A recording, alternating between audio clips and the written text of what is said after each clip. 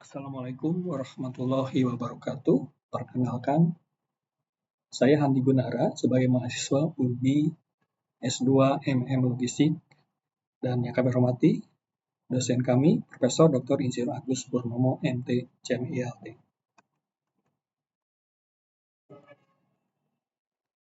Dalam melakukan desain gudang, perlu mengkategorikan barang dari tingkat pergerakan barang dan jenis barang.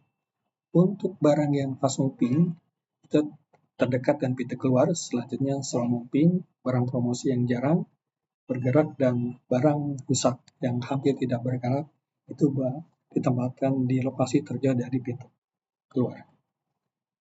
Penempatan berdasarkan jenis barang, barang cair terdekat pintu keluar, kemudian barang padat atau packing paste juga ditempatkan di dekat pintu keluar, kemudian barang bubuk di belakang barang cair, dan promosi dan barang rusak berada di terjauh pintu keluar. Untuk penempatan alat dan palet berdekatan dengan pintu masuk untuk memudahkan saat proses unloading dan juga loading, karena gudang ini bentuk U-shape di mana pintu masuk dan pintu keluar dalam satu sisi. Untuk barang siap masuk dipisahkan oleh penempatan palet agar secara tegas terpisah dengan barang siap kirim untuk mencegah risiko barang masuk terkirim. Dan ada space lebih di lokasi barang siap masuk untuk melakukan good receipt checking. Penempatan barang siap kirim dekat pintu keluar di staging area, dan ada space untuk melakukan sorting delivery sebelum barang di loading ke kendaraan. Penempatan kantor dekat pintu masuk untuk memonitor saat inbound dan outbound. Karena gudang ini bentuk U-shape jadi satu sisi sehingga memudahkan untuk monitor inbound dan outbound. Kantor menempati dinding untuk menghemat ruangan, namun pandangan terbuka ke lokasi storage untuk melakukan pengawasan. Penempatan loker pegawai dan musola menembak ke kantor agar pegawai bisa langsung ke lokasi loker dan musola, tidak perlu melewati barang di gudang untuk mengurangi niat kurang baik terhadap barang di gudang. Hasil dari pertimbangan tersebut terlihat di selayar.